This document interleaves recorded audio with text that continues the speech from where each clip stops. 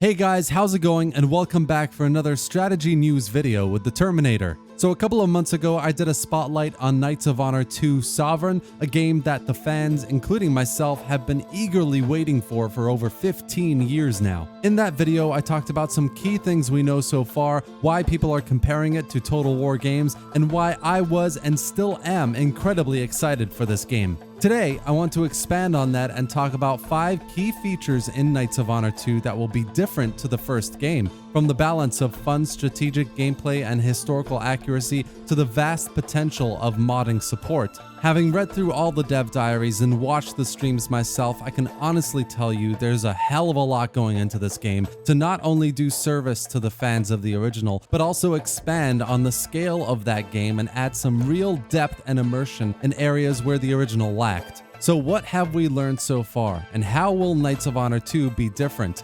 Let's start with the setting.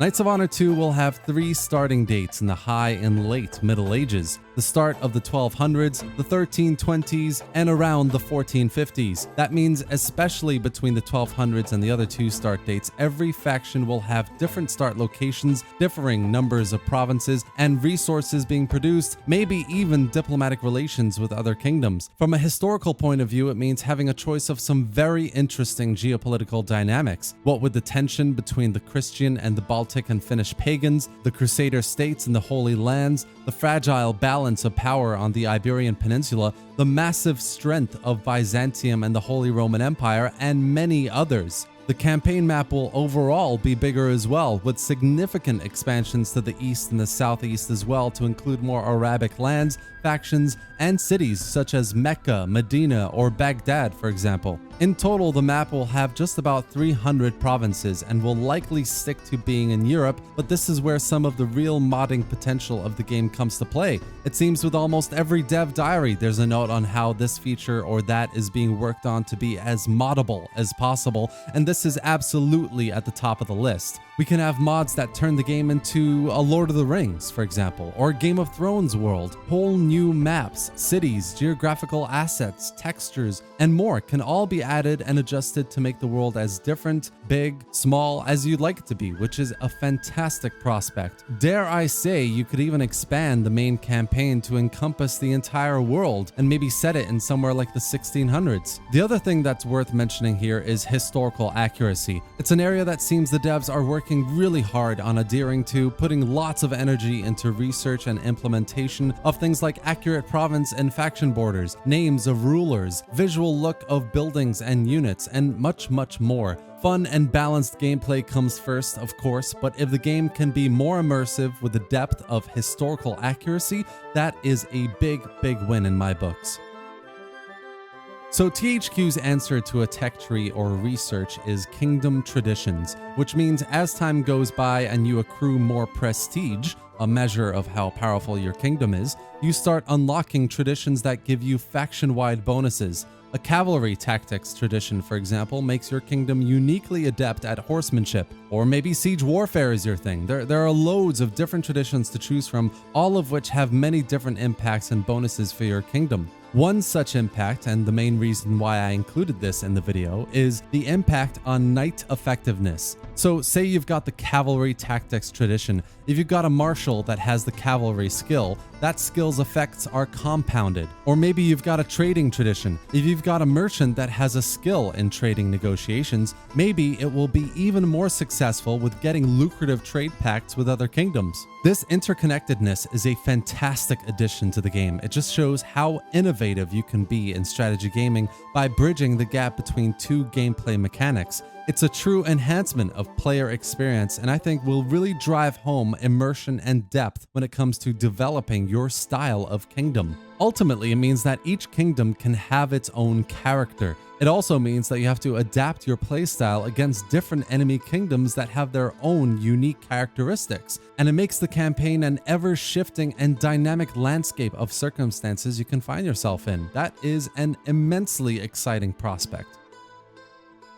Diplomacy will undoubtedly take up much of your time and attention as you wrangle your way into a foreign faction's good books by marrying off your princess, for example, or gather as many supporters for an invasion plan as possible before initiating war. Diplomats are as important as ever, obviously, and will be who you send to other kingdoms to engage in diplomacy and negotiate things like pacts and treaties.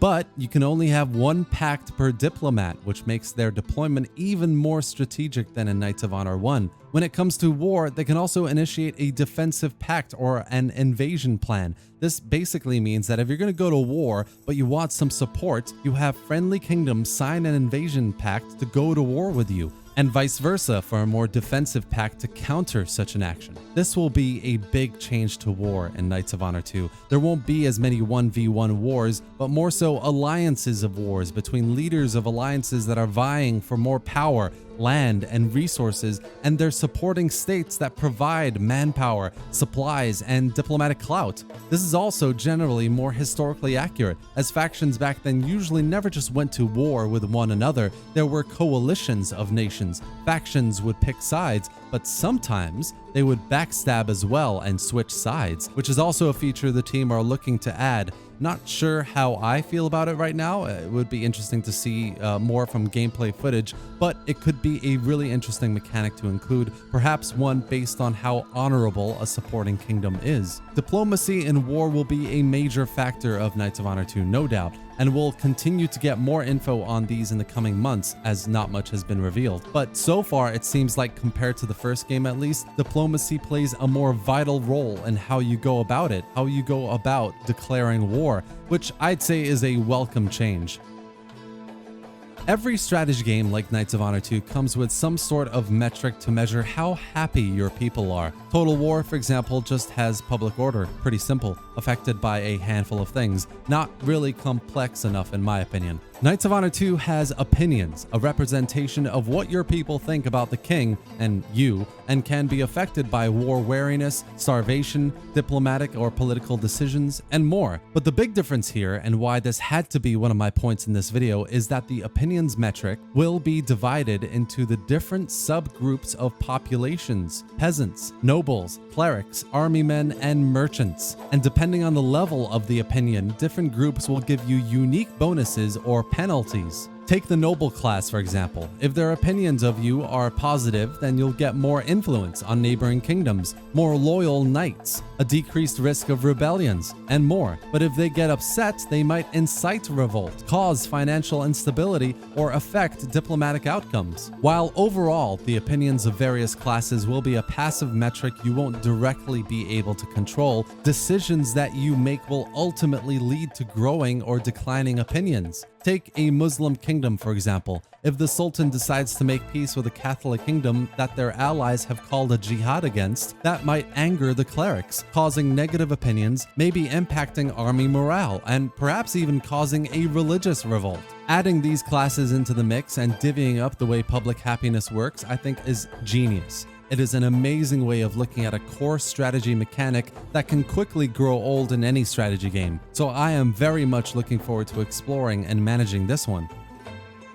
Last but not least, we have to talk about multiplayer. It's an area they're doing a lot of work on because, let's face it, being able to play this game with your friends will be an incredible experience. There is a lot of support going into this side of the game, and from what we know so far, THQ are really trying to consider every possible feature for it. How many game modes should there be, and what kind? How many players, time limits, and more. So far, multiplayer can be played by up to 6 players, though this might change, and there are a few different game modes that players can play aside from the standard I want to conquer the world, including Peasant Rush, which is basically expand as quickly as possible to a certain size. Greedy Kings, which is basically get as much money as possible in a specific time period. Or War for Goods, which is an economy game. Whoever can produce the most resources quickest wins. And more. Multiplayer is a major pillar of their vision for the game, so to be able to play with other players is a big focus and a big part of how the game is being developed. The latest Dev Diary was part 1 of multiplayer, with part 2 likely to come out in the next few days as well, so keep your eyes on the website and definitely check it out when it does.